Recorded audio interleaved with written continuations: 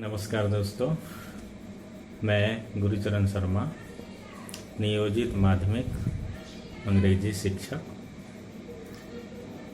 आप लोगों से जैसा कि मैंने प्रॉमिस किया था कि 2-3 दिन में यूट्यूब पर अपना वीडियो अपलोड करूंगा और फेसबुक पर लाइव होने का, तो चूँकि समय निर्धारित नहीं था इसलिए वीडियो बनाकर ही डाल रहा हूँ। पिछले वीडियो में मैंने बताया था आपको कि गुरु जी का पंजा, अंग्रेजी ग्रामर में ये गुरु जी का पंजा क्या है, कि मैंने ये जिक्र किया था कि ग्रामर के कुछ उपयोगी टॉपिक्स को मैंने 5 ग्रुप में बांटा है, जो ABCD और E है, और प्रत्येक ग्रुप में 6-6 टॉपिक्स रखे गए हैं। तो पहला ग्रुप के बारे में आज हम लोग शुरुआत करेंगे। यदि आपको यह वीडियो पसंद आए, आप इससे संतुष्ट हों, आप इसे उपयोगी समझते हों, तो इसे लाइक करें। और संबंधित विद्यार्थियों, यदि आपके घर में, आपके आस पड़ोस में या आपके मित्र मंडली में सोशल मीडिया से जुड़े कोई बंधु हों, तो उन्हें शेयर करें और सब्सक्राइब करें। तो चलिए देखते हैं ग्रुप ए में मैंने जिन 6 टॉपिक्स रखे हैं उनमें क्या क्या हैं। ये शुरू करने से पहले मैं आपको बता देना चाहता हूँ कि मेरा उद्देश्य ये वीडियो बनाने का ये नहीं है कि मैं बहुत बड़ा जानकार हूँ।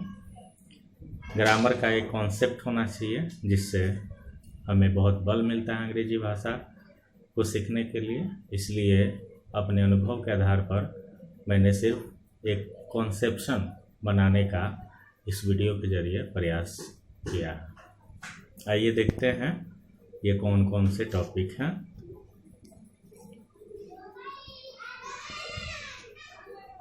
तो पहला हमारा चैप्टर है letter and morpheme.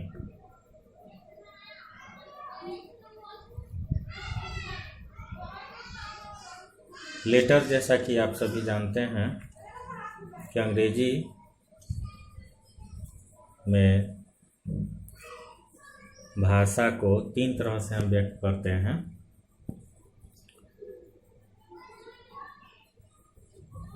Spoken language, written language और बॉडी लैंग्वेज। तो स्पोकन लैंग्वेज जो है, जिसे हम बोलकर व्यक्त करते हैं,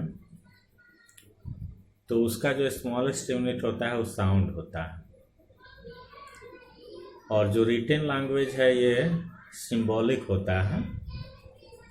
अपने बातों को हम लिखकर सिंबल के माध्यम से व्यक्त करते हैं। और बॉडी लैंग्वेज में तो अपने सेंस ऑर्गन का प्रयोग करते हैं। ये डे टू डे लाइफ में, अपने जीवन में हम प्रतिदिन सीखते हैं। तो इन तीनों में हम लोग चलेंगे रिटन लैंग्वेज की तरफ। रिटन लैंग्वेज में, जैसा कि आप जानते हैं कि इसकी सबसे स्मॉलेस्ट यूनिट लेटर होती है। रिटन लैंग्वेज की सबसे स्मॉलेस्ट यूनिट लेटर होती है। और लेटर, जैसा कि हम लोग पढ़ते हैं ABCD, जो इनकी कुल संख्या 26 है और इनको 2 भागों में बांटा जाता है। वॉवेल्स जो 5 हैं, A, E, I, O, U, और कॉन्सोनेंट्स जिनकी संख्या 21 है, यानी कि 5 वॉवेल को छोड़कर जो बाकी 21 लेटर बच जाते हैं वो कॉन्सोनेंट्स हैं। कॉन्सोनेंट्स में Y जो लेटर है वो वॉवेल और कॉन्सोनेंट दोनों ही तरह का गुण रखता है। जैसे हम लोग लिखते हैं ट्राई, TRY, तो ट्राई में वाई जो है वो आई का काम करता है तो वो वॉवेल का काम करता है। तो ऐसे लेटर जो कॉन्सोनेंट और वॉवेल दोनों का गुण रखते हों उन्हें सेमी वॉवेल्स कहा जाता है।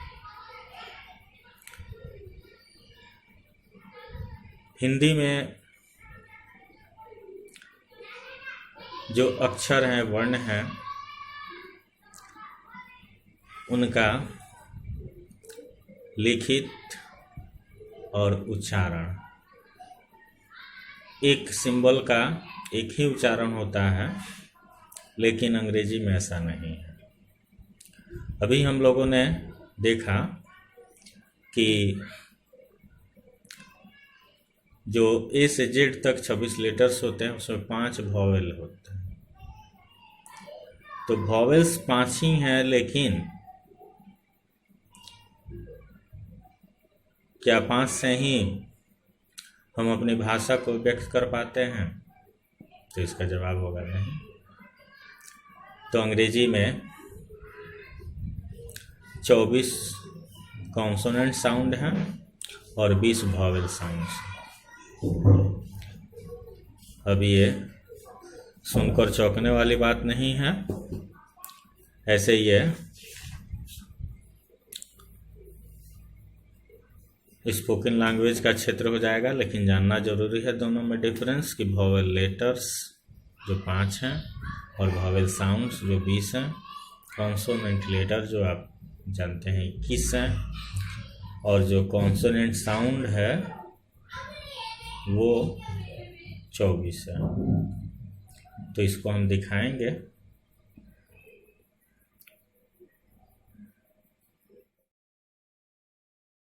देखते हैं मॉर्फीम। मॉर्फीम क्या है? स्क्रीन पर देख पा रहे होंगे मॉर्फीम। मॉर्फीम क्या है? वैसा लेटर या ग्रुप ऑफ लेटर्स जिसका अपना स्वतंत्र अर्थ नहीं होता है, लेकिन किसी वर्ड के साथ जुड़कर उसके अर्थ को बदल देता है, उसे मॉर्फीम कहते हैं। फिर से एक बार आप देख लीजिए। वैसा लेटर या ग्रुप ऑफ लेटर्स जिसका अपना स्वतंत्र अर्थ नहीं होता है, लेकिन किसी वर्ड के साथ जुड़कर उसके अर्थ को बदल देता है, उसे मॉर्फीम कहते हैं। जैसे एक वर्ड देखिए यहाँ पर, यह है हैप्पी। हैप्पी एक वर्ड हो गया और इसके पहले जोड़ा गया है अन, UN। UN 2 लेटर का ग्रुप है जिसका अपना कोई स्वतंत्र अर्थ नहीं होता है, लेकिन हैप्पी के पहले जुड़कर इसके अर्थ को बदल दे रहा है और एक नया वर्ड मिल रहा है अनहैप्पी। ठीक इसी प्रकार दूसरा एग्जाम्पल देखिए, टीच। टीच एक वर्ड है, इसके अंत में ER जोड़ दीजिए।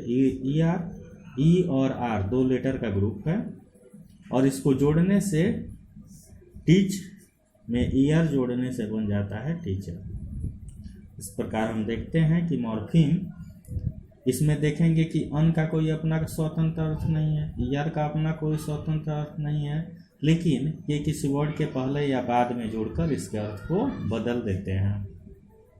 तो इस अन या ER को हम लोग क्या कहेंगे? तो मॉर्फीम कहेंगे। ये मॉर्फीम जो है वो 3 प्रकार का होता है, प्रीफिक्स, दूसरा सफिक्स और तीसरा इनफिक्स। इसमें पहला जो है प्रीफिक्स। प्रीफिक्स भी देखिए 2 वर्ड से मिलकर बना है, प्री और प्लस फिक्स। फिक्स मतलब आप लोग जानते हैं जोड़ना, इसके पहले प्री लगा हुआ है जिसका अर्थ है प्री, ये भी एक प्रकार का प्रीफिक्स है। तो फिक्स के पहले प्री जोड़कर ये बना है, प्री माने पहले, यानी कि वैसा मॉर्फीम जो किसी वर्ड के पहले जोड़ा जाता है उसे प्रीफिक्स कहते हैं। जैसे आपने यहाँ एग्जाम्पल में देखा कि हैप्पी के पहले UN जोड़ा गया है अन, तो नया वर्ड बन गया अनहैप्पी।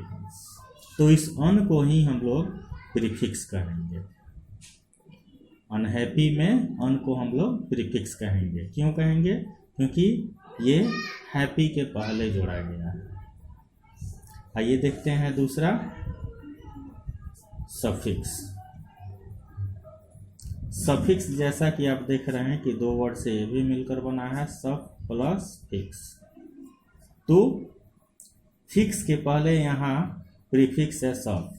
सफ मीन्स होता है आफ्टर, आफ्टर माने बाद में, यानी कि वैसा मॉर्फिम जो किसी वर्ड के बाद में जोड़ा जाता है उसे सफिक्स कहते हैं। सफिक्स का परिभाषा एक बार फिर सुन लीजिए।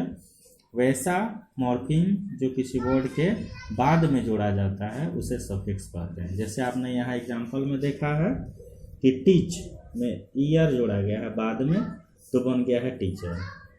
इस प्रकार यहाँ पर ईयर बाद में जोड़ा गया है वर्ड के, तो इसको हम लोग सफिक्स कहेंगे। इनफिक्स का यूज कम है लेकिन जान लेना ठीक है। इनफिक्स ये भी दो वर्ड से मिलकर बना है, इन प्लस फिक्स। तो इसमें इन का अर्थ होता है अंदर और फिक्स का अर्थ होता है जोड़ना, यानी कि अंदर जोड़ना। जैसा कि आप वर्ब का फॉर्म चेंज करते हैं, राइट, राइट का अगर V2 बनाने के लिए कहा जाता है तो रोट। तो यहाँ जो ओ आया है, आई से इसको ओ में चेंज किया गया है, यानी कि आई को हटाकर ओ को यहाँ पर जोड़ा गया है। तो इसी को कहते हैं, चूंकि वर्ड के अंदर जोड़ा गया है तो यहाँ पर ओ का इनफिक्स हुआ। तो ये आप देख रहे हैं कि मॉर्फिम जो है वो तीन प्रकार का होता है, प्रीफिक्स, सफिक्स और इनफिक्स। इसमें प्रीफिक्स और सफिक्स की जानकारी आपके लिए बहुत ज़रूरी है। यदि इसकी जानकारी आप प्राप्त कर लेते हैं तो आप वर्ड्स का जादूगर बन जाएंगे। आगे वीडियो में हम बताएंगे कि कैसे रूट वर्ड में प्रीफिक्स को जोड़कर नया नया वर्ड बनाया जा सकता है। और आपके सलाहकार जो अक्सर कहते रहते हैं कि अंग्रेजी सीखना है तो रोज़ 20 वर्ड 30 वर्ड रटो, तो मेरा मानना ऐसा नहीं है कि अंग्रेजी रट कर नहीं सीखी जा सकती है। उसको आप अंग्रेजी को सीखिए, इसमें रटने की आवश्यकता कम से कम है। कुछ तो रटना है, कुछ याद करना है, लेकिन कम से कम।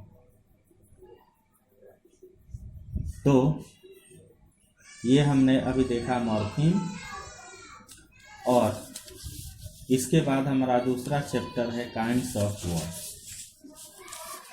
ग्रुप 1 में सेकेंड चैप्टर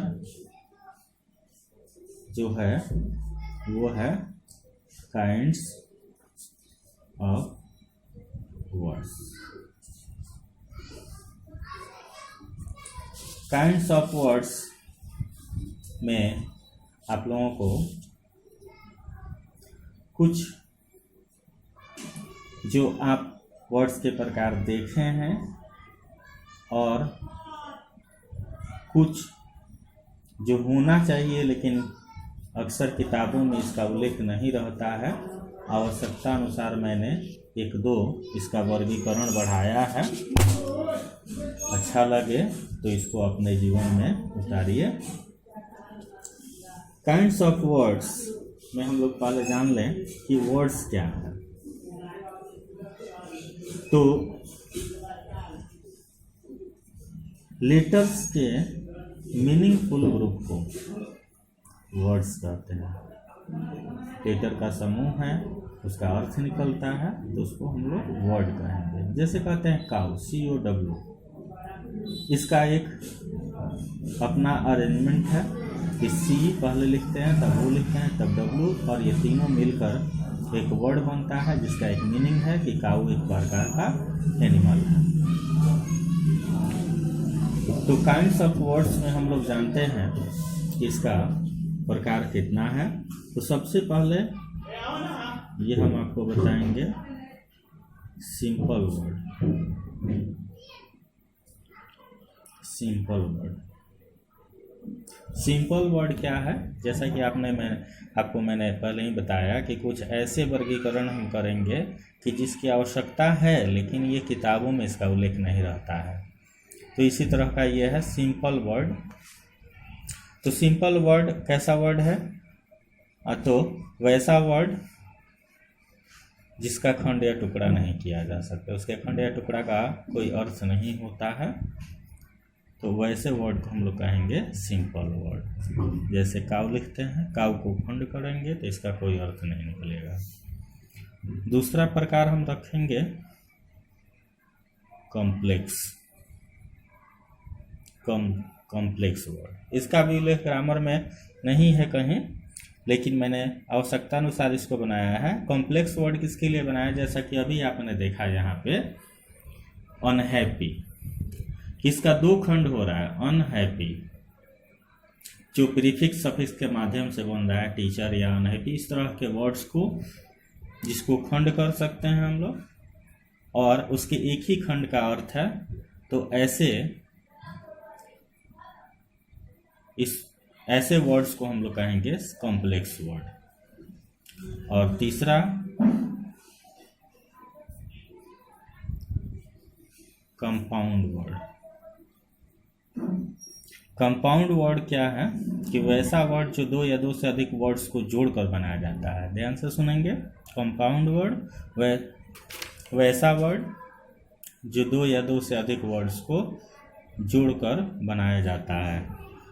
जैसे आप देखिए सन प्लस राइज, ये दो वर्ड है। सन का भी अपना मीनिंग है, राइज का भी अपना मीनिंग है, और दोनों मिलकर एक साथ प्रयोग होता है सनराइज। सूर्योदय के लिए हम लोग यूज करते हैं सनराइज। तो ये दो मीनिंगफुल वर्ड्स के मिलने से बना है, ऐसे वर्ड को हम लोग कहेंगे कंपाउंड वर्ड। ऐसा बहुत सारा वर्ड है, इसकी जानकारी हासिल करनी है। अगला प्रकार चलिए देखते हैं,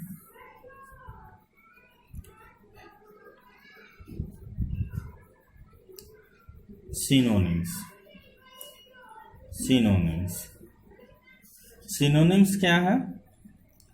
तो ये वैसे वर्ड्स जिनका अर्थ एक समान होता है उन्हें सिनोनिम्स कहते हैं। जैसे आप देखते हैं सी माने देखना, लुक माने भी देखना होता है, वॉच माने भी देखना होता है, बिहोल्ड माने भी देखना होता है। तो ये एक समान अर्थ रखने वाले वर्ड्स हैं, तो इनको हम लोग कहेंगे सिनोनिम्स। अगला प्रकार हो गया एंटोनिम्स। आप लोग पूर्व परिचित हैं इससे। वैसा वर्ड जिसका अर्थ दूसरे वर्ड से बिल्कुल उल्टा अर्थ वाला होता है, उसको हम लोग कहते हैं एंटोनिम्स। जैसे अगर कहा जाए डे, तो डे का एंटोनिम्स होगा नाइट। डे और नाइट जो आप देख रहे हैं, डे नाइट, ये एक दूसरे के विपरीत अर्थ वाले वर्ड्स हैं, तो ऐसे वर्ड्स को हम लोग कहते हैं एंटोनिम्स। इसके बाद देखते हैं अगला प्रकार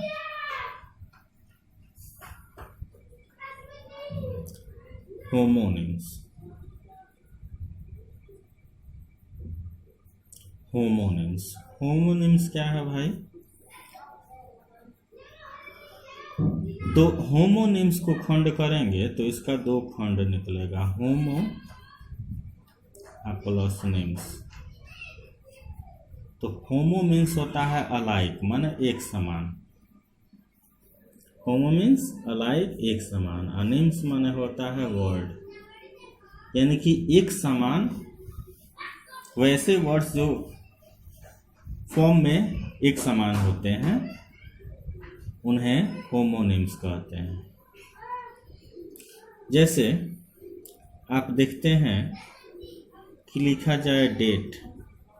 डेट मीन्स क्या होता है? सभी लोग कहेंगे तारीख। और डेट मतलब क्या होता है दूसरा अर्थ? तो खजूर। तो एक ही रूप है, इसका अर्थ अलग अलग होता है, ऐसे वर्ड्स को हम लोग कहते हैं होमोनिम्स। चाहे आप देखते हैं बैट, BAT बैट,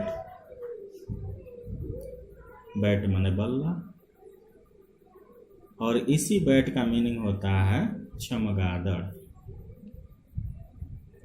चमगादड़।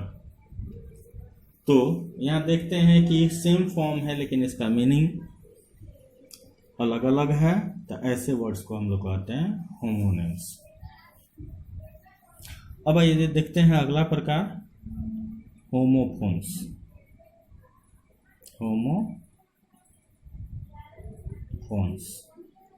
होमोफोन्स देखिए, ये दो वर्ड से मिलकर बना है, होमो प्लस फोन्स। तो फोन्स माने साउंड होता है, और होमो मीन्स अलाइक। यहाँ देख रहे हैं, तो यानी कि जिसका साउंड अलाइक हो, जिसका साउंड एक समान हो, जिसका उच्चारण एक समान हो, वैसे वर्ड्स को हम लोग कहते हैं होमोफोन्स।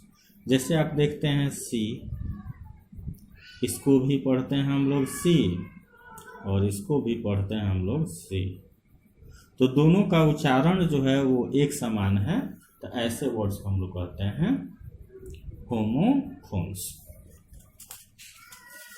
अब आइए अगला प्रकार देखते हैं,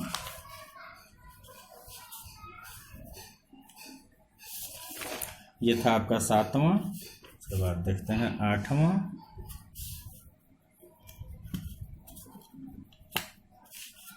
8वां प्रकार। 8वां प्रकार हो गया पैरोनिम्स। पैरोनिम्स क्या है? निम्स जुड़ा है यानी कि वर्ड्स है, तो पैरोनिम्स क्या है? देखिए, वैसा वर्ड, पैरोनिम्स वैसे वर्ड्स जिनकी उत्पत्ति एक ही शब्द से हुई हो। जैसे आपको दिखाएं, एक वर्ड लेते हैं नेशन, ठीक है। नेशन में AL एक सफिक्स जोड़ देते हैं, बन जाएगा नेशनल। इस नेशनल को फिर लेते हैं, इसमें जोड़ देते हैं IST,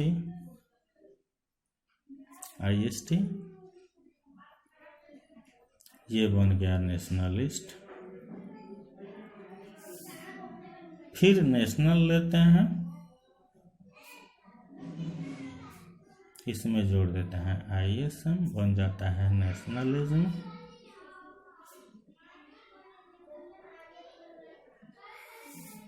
ये देख रहे हैं कि नेशन से ही ये नेशनल, नेशनलिस्ट, नेशनलिज्म ये सब वर्ड बन रहे हैं, तो एक ही वर्ड से इसकी उत्पत्ति हो रही है, तो ऐसे वर्ड को हम लोग कहेंगे पैरोनिम्स। और आगे देखते हैं, आजकल बड़ा फेमस हुआ है एक वर्ड टिकटॉक। टिकटॉक पर खूब वीडियो लोग शेयर कर रहे हैं, शॉर्ट वीडियो। टिकटॉक कैसा वर्ड है? तो इसको कहते हैं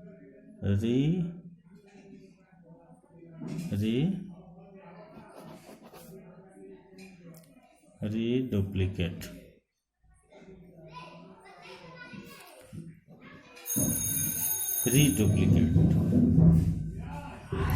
तो रीडुप्लीकेट क्या है कि ये टिकटॉक वैसे वर्ड्स जो एक वर्ड को ही दोहराया जाए या उसके समान उच्चारण वाला वर्ड दोहराया जाए, तो इसको हम लोग कहते हैं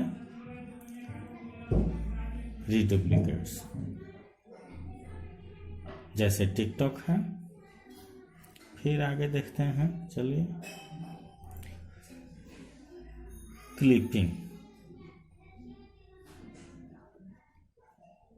क्लिपिंग क्या है? वैसे वर्ड जैसे देखिए, आप पहले हम लोग यूज करते थे फोटोग्राफ, पहले यूज होता था फोटोग्राफ, लेकिन मनुष्य की जो हमारी प्रजाति है बहुत आलसी किस्म की है, तो शॉर्टकट बोलना चाहते हैं हम लोग, बहुत लेंदी वर्ड को छोटा बनाना चाहते हैं, तो इसमें से ग्राफ लगभग कट गया है। अब हम लोग फोटो का ही यूज करते हैं। तो इस नए वर्ड को हम लोग कहेंगे क्लिपिंग, क्योंकि ये काट कर बनाया गया है। या जैसे टेलीफोन, तो टेलीफोन में से हम लोग टेली को उड़ा दिए हैं, सिर्फ फोन का यूज करते हैं। और चलिए आगे जानते हैं। ब्लेंड्स, ये क्या है? आप में से बहुत लोग ऐसे होंगे जो घर से सुबह निकलते होंगे और घर दोपहर लौटते होंगे, इस बीच घर का नाश्ता पानी नहीं मिलता होगा। लेकिन हमारी माताएं तो बहुत हमसे प्रेम करती हैं। नाश्ता का तो समय निकल गया, दोपहर में पहुंचे, अब तो लंच की बारी है। अब जरा सोचिए, आपकी माँ ब्रेकफास्ट में कोई अच्छा चीज़ बनाई होगी तो क्या आपके लिए रखेगी? बिल्कुल रखेगी। तो आप जब लंच में भोजन करेंगे तो उस भोजन को क्या कहेंगे, जबकि उसमें ब्रेकफास्ट का भी मटेरियल मिला हुआ है? यानी कि आप ब्रेकफास्ट भी कर रहे हैं और लंच भी कर रहे हैं अपनी माताजी की कृपा से। अब ऐसे भोजन को हम लोग क्या कहेंगे जिसमें ब्रेकफास्ट भी हो लंच भी हो? उसको ब्रेकफास्ट बोलेंगे या लंच बोलेंगे? तो दोस्तों, इसको न तो ब्रेकफास्ट हम बोलेंगे क्योंकि न ही लंच बोलेंगे, क्योंकि इसमें दोनों का गुण समाहित है। इसलिए इसके लिए नया वर्ड लिया जाता है कि ब्रेकफास्ट में से BR और लंच में से UNC, इसको जोड़कर बनाया जाता है ब्रंच। ब्रंच वो जो हम लोग दोपहर में लेते हैं यदि ब्रेकफास्ट और लंच एक साथ, तो ऐसे भोजन को हम लोग कहते हैं ब्रंच। ये कोई अकेला ऐसा वर्ड नहीं है। जैसे है कि मोटर प्लस होटल, तो मोटर में से MO ले लीजिए, होटल में से TL, तो मोटेल, यानी कि वैसा होटल जिसमें मोटर और होटल दोनों की सुविधा हो। तो वैसे होटल को होटल नहीं कहेंगे, मोटेल कहेंगे।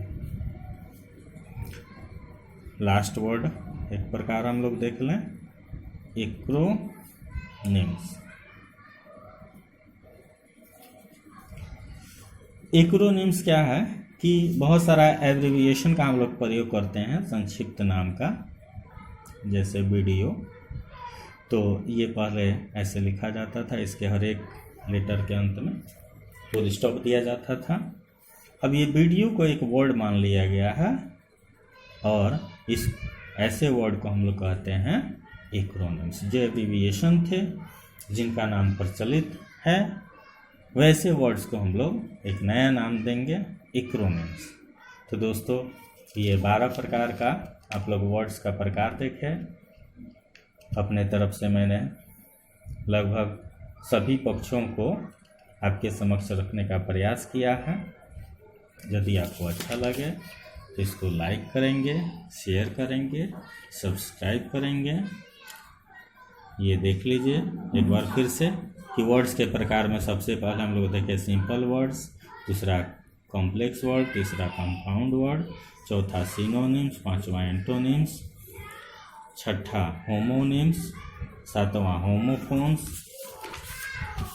आठवां पैरोनिम्स, नौवां रिडुप्लिकेट्स, 10वां क्लिपिंग्स, 11 ब्लेंड्स, 12 एक्रोनिम्स। तो ये सारे वर्ड्स के प्रकार हैं। इसको आप बुक में, गूगल पे चारों तरफ खोजिएगा, देखिएगा कि गुरुजी ने जो बताया वो वास्तव में है या ऐसे ही फेंक रहे हैं आपको लुभाने के लिए। तो पहले इस्तेमाल करें फिर विश्वास करें। इतना ध्यान से वीडियो देखने के लिए बहुत बहुत धन्यवाद, और इसका आप लाभ उठाएं। और इस यदि अच्छा लगे तो इस पर कमेंट ज़रूर करें। बहुत बहुत धन्यवाद।